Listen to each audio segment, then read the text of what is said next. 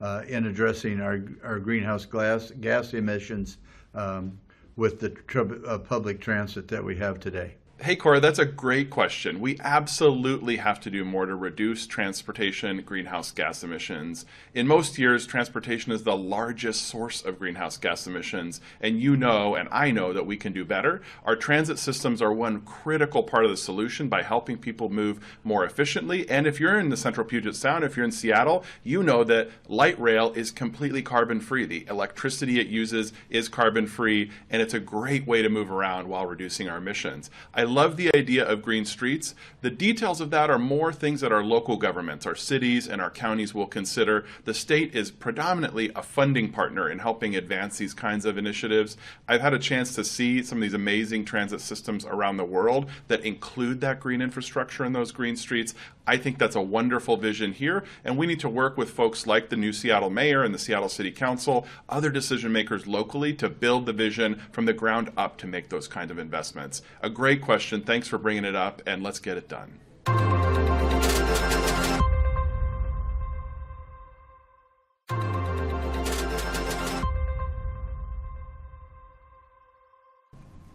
Hello, my name is Jasadia Lopez from Clark County, Washington.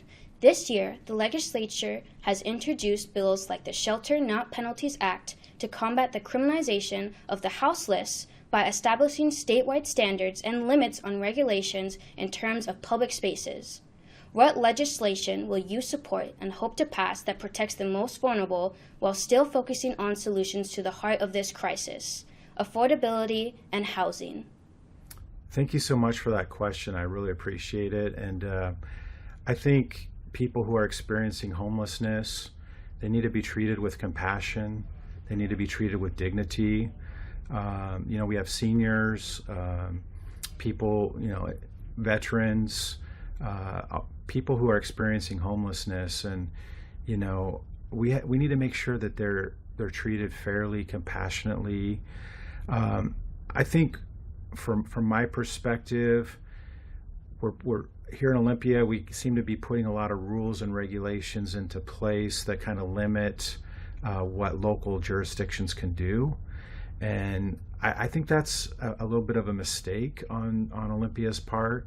I think we should be partnering with our cities and partnering with our counties, looking at real solutions, looking at real things that we can do to help those who are experiencing homelessness. And so I think my perspective has always been to show graciousness and kindness. But we also have to understand, in Snohomish County, where I live, a few years ago, we had a lot of people that moved into public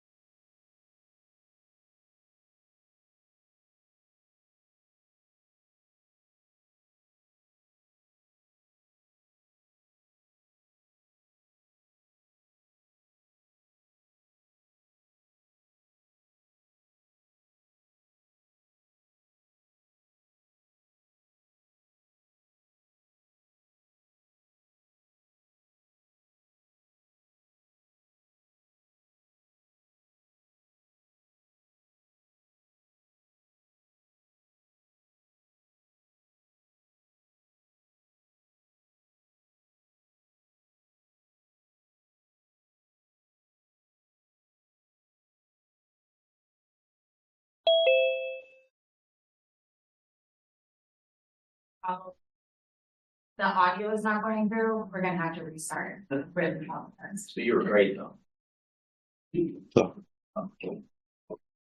I'm so sorry. From the top? From the top. Up to you guys, tell me.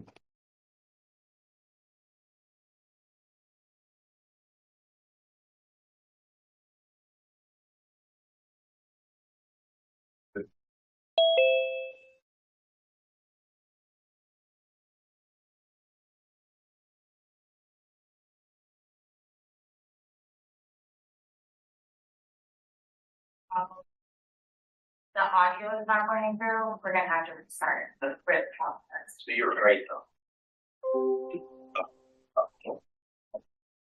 I'm so sorry. From the top? From the top. Up to you guys, tell me.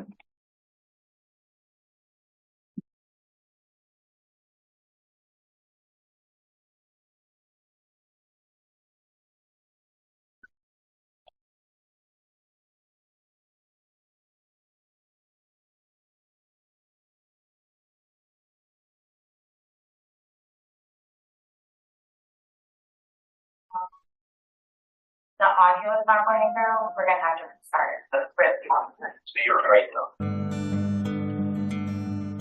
This marble came from Alaska as ballast in ships returning from the gold rush to Grays Harbor.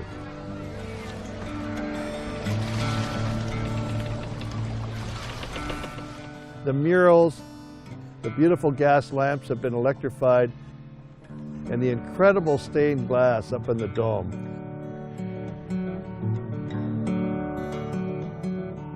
Today we see this courthouse as something that's protected and preserved by the people of Grays Harbor for all of us to enjoy.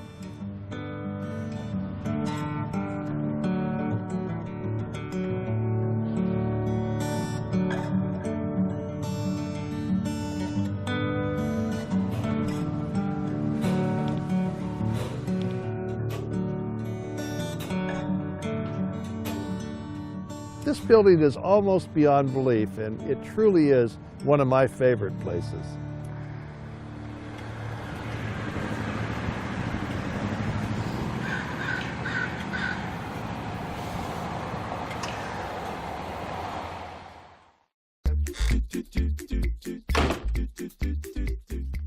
Oh, hey, welcome back.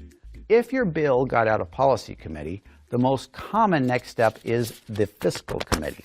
Fiscal committee is where bills go if they cost money.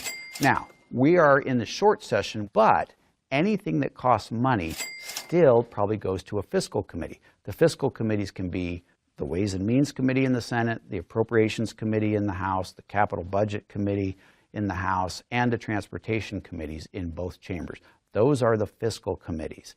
And what they're supposed to do is decide if they want to spend money on the great idea that came out of the policy committee. There's lots of things that are great ideas that the state decides it cannot or chooses not to afford. And one of the reasons that we have the fiscal committees after the policy committees is that the policy committee folks get very excited about their ideas, and they don't worry so much about how much it costs. For example, maybe the education committee decides that every student should get a laptop and a big screen to attach it to, and a high-speed internet connection. That sounds great, right? Well, that's going to cost a bunch of money.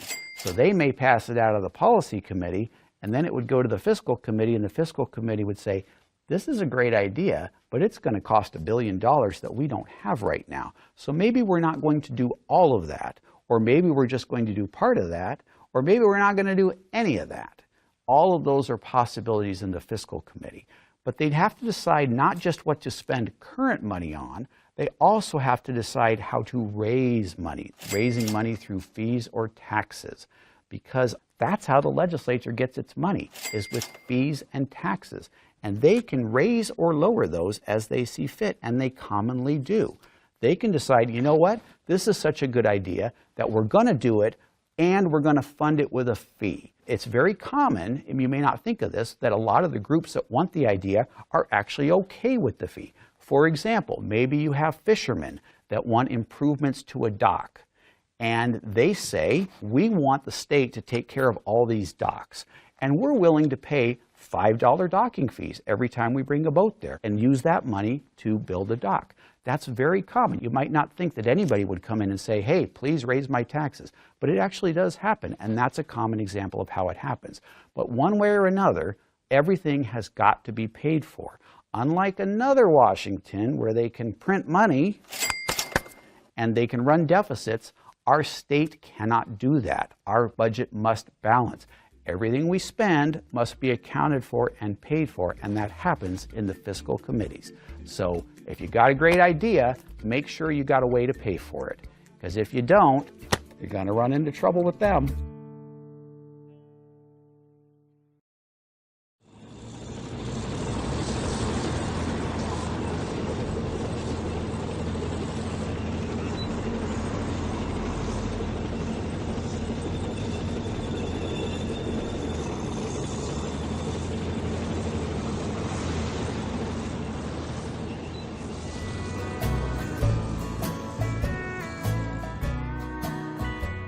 Toppin is just quite a town. It's got a lot of history and a lot of background and a lot of good people.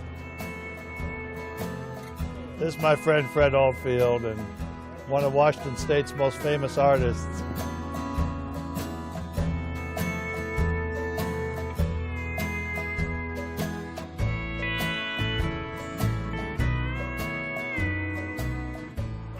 Fred Oldfield helped make that town with the murals that he started doing years and years ago. It involved hundreds of artists and lots of people locally. The first one I'd done was Howler's Defeat. Yeah. And I actually went out on the grounds earlier, about 4 or 5 years before they started the murals. I went out there and found where they had dug the foxholes and everything where the battle was. Yeah. And it was really interesting to look at that and figure out where the soldiers laid to defend their pack mules and all that. And I did a painting, and boy. Sorry about the technical difficulties, everyone. I can blame Meta for a lot, but not for this one, I don't think. Good morning again, and thank you for coming. We have 2 significant announcements to make this morning. Pleasure again to have Secretary of State Steve Hobbs here to join us to talk about our collective work against, to ensure our elections are protected. But before we get into that matter, I want to talk again about our major announcement that today that one of the largest companies in the world is being held accountable for their years of harm that they've perpetrated on young people in our state and across the country.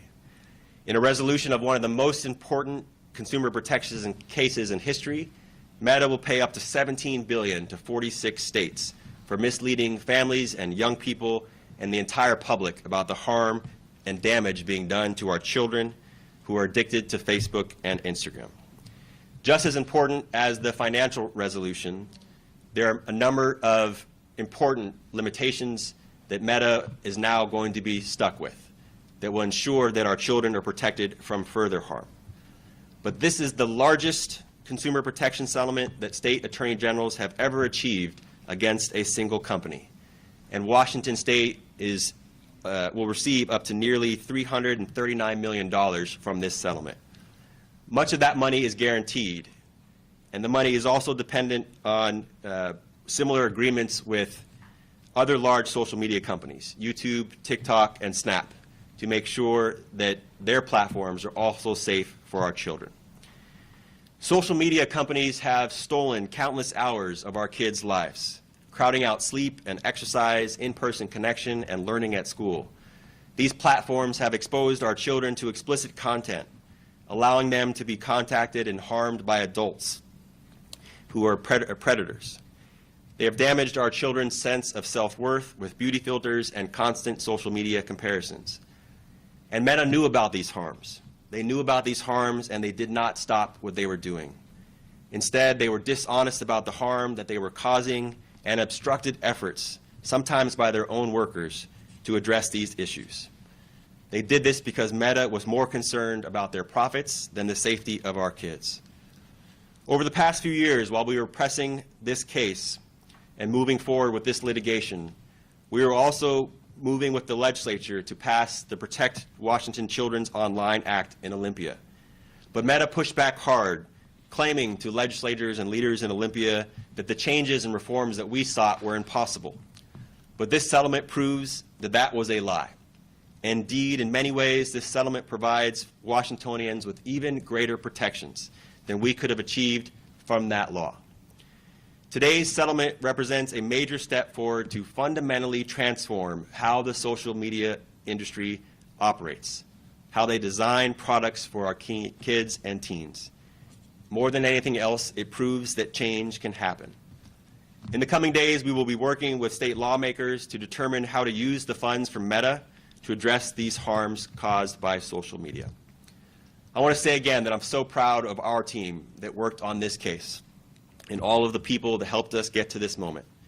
I'm proud of everyone who had the bravery to stand up to say what Meta was doing was wrong. The parents, the kids, the journalists, the whistleblowers who spoke up in their workplace, in our state legislature, in Congress, and in court. All of the brave people who stood up to one of the largest and most powerful corporations in the entire world. That kind of bravery will protect future generations. And I'm grateful for the opportunity for Washington State to be part of something so important. That is the good news, but it is not the only news of the day, because we have been working on another important measure to ensure that we protect our election systems. I'd like to ask Secretary of State Hobbs to join me at the podium so we can discuss a lawsuit that we are filing this morning to protect Washington's elections from federal overreach. This is the third lawsuit that I have filed as Attorney General to protect Washington State elections. This case arises because the U.S. Postal Service has announced a new rule that will totally upend how our elections are administered mere months from the November midterms. The rule that the Postal Service has promulgated, if it is implemented, would it be especially devastating to states like ours, where every voter is mailed their ballot and many voters rely on USPS to cast their votes. That is why Washington is co-leading a multi-state challenge against this unconstitutional attack on our democracy. This rule was written to satisfy the President's continued desire to control our vote. But the United States Constitution is clear. States control elections, not the President. States control the time, the place, and the manner of elections. The President and the Postal Service have no role, no authority to decide how we vote, when we vote, or who we vote for. And this rule is not a serious policy.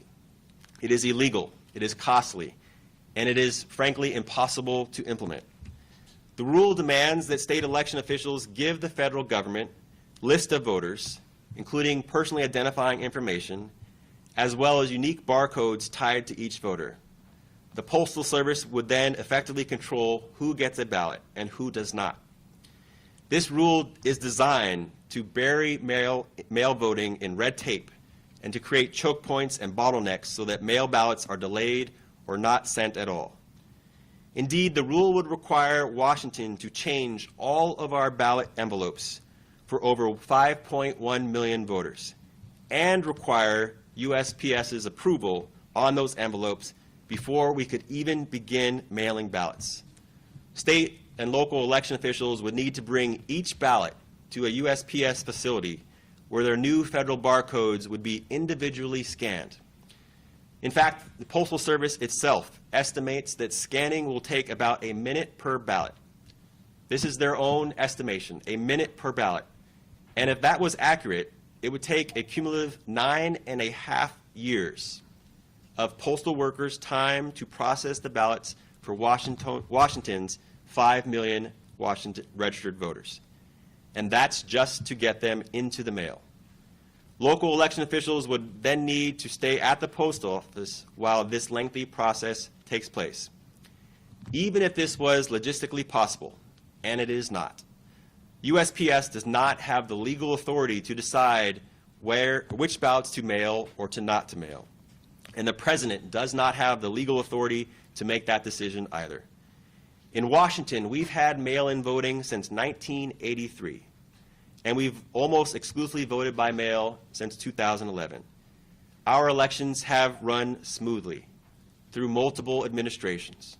Our system is safe. Our ballots are secure. And our office, along with the Secretary of State's office and other important officials across our state, will do everything that we can to make sure we have a safe election in November.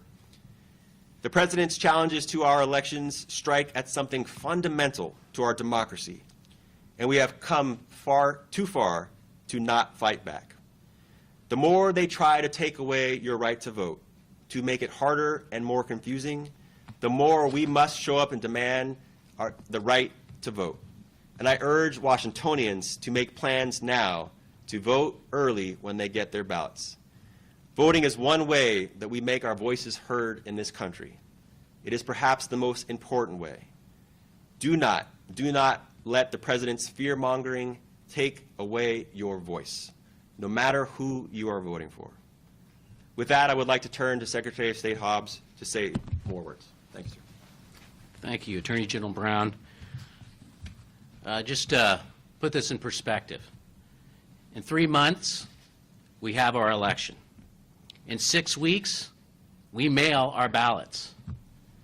In less than 3 weeks, we mail to our overseas voters, most of whom are uniformed service members protecting our democracy, much like A.G. Brown and myself did when we deployed to Iraq.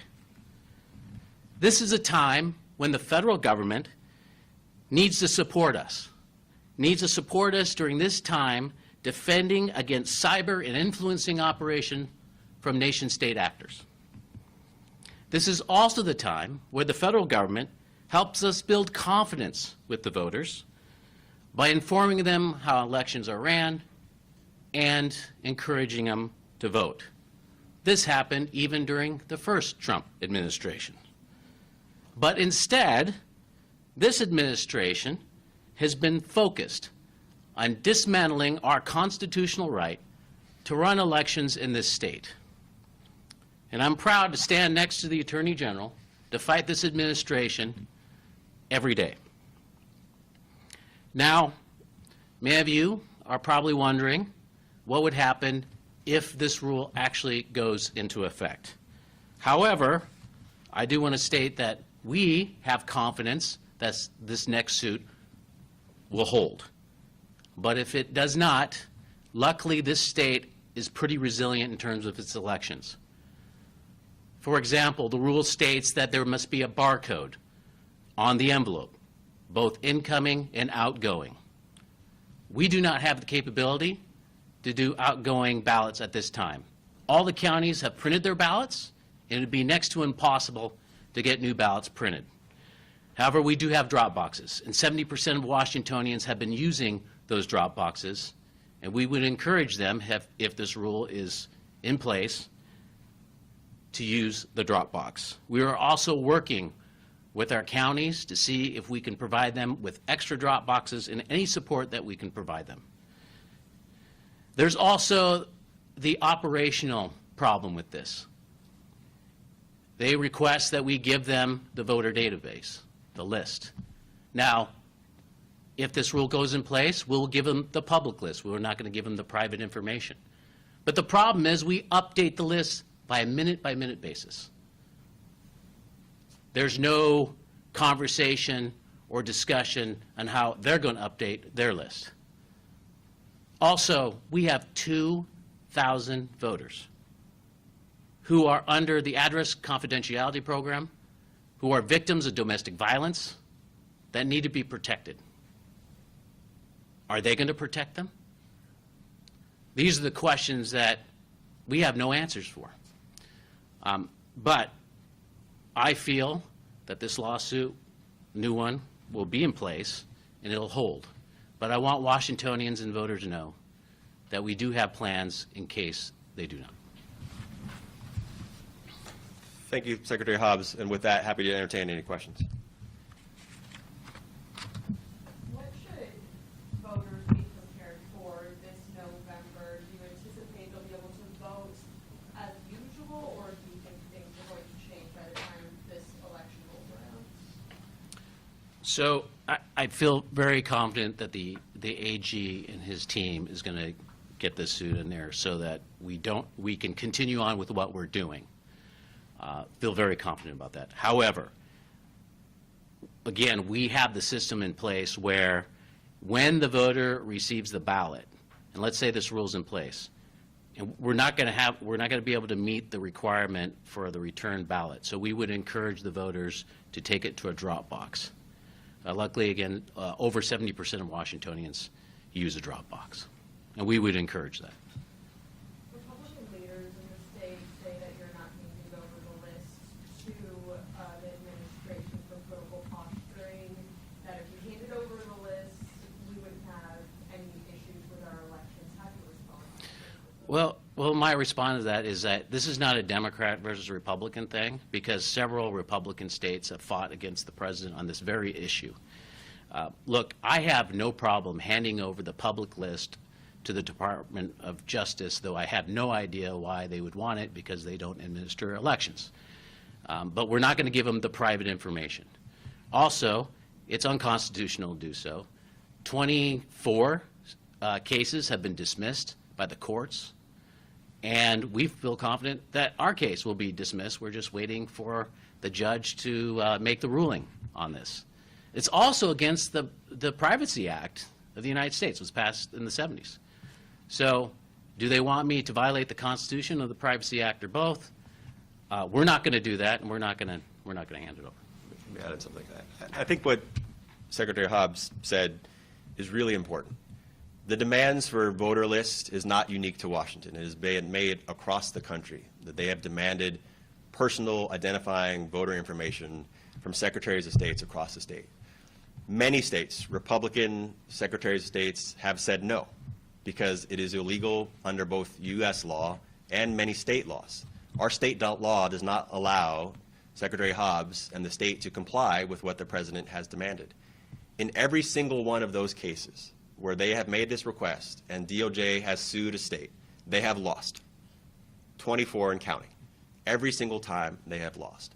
And that's really important. And I would agree. I think what we hear from some Republicans in this state is a request that we break the law. And we're simply not going to do that. And the last thing I will say, it is the official position of the state Republican Party that Donald Trump has won every election that he's been up for. That is their public stated view, that there is ripe fraud, that Donald Trump won and not Joe Biden. And when you continue to lay out that bold-faced lie to Washingtonians, you have zero credibility. You cannot continue this falsehood, this lie, this deceit, and then criticize the actions that we are taking. Until they want to be honest with Washingtonians, until they want to say, in fact, the president lost the last election, then I don't really take anything that they say seriously. Any other questions? On the social media, the Social Media Act, do you have a specific framework for how you would want the legislature to take up any legislation, and why are you confident that companies like Meta would comply with that sort of law? Well, let me say two things. As I mentioned, for the last 2 years, we have advanced a bill in the Washington State Legislature to help protect children's online. The legislature did not could not reach agreement to pass such a law.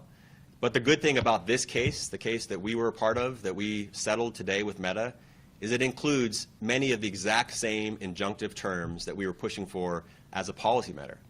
And Meta and other tech companies in Olympia continually told us in the legislature over the last couple of years that what we were asking was impossible, that they didn't have the tech savvy to do some of the limitations and restrictions that we were pushing for. But as part of this settlement, they are now required to do that. I continue to think that additional protections are needed, and the legislature should always look for new ways to protect the public and children in particular. But the case that we are resolving today accomplishes much of what we were seeking legislatively. Yeah, Secretary Hunt, I just want to clarify what you're saying. If your lawsuit is unsuccessful, if this rule went into effect, you're saying that the envelopes that get mailed to voters are in compliance with this rule, but the envelopes that voters mail back would not be, and so you're saying voters should use in that case, should use a Dropbox because otherwise the Postal Service might not deliver them? Is that? Yeah, that's correct. So there is a unique barcode on the outgoing mail that goes to your homes. There is not a unique barcode on your return envelope. And so we would urge the voters to use the Dropbox instead. Because of the risk that the Postal Service might not deliver it? That's correct.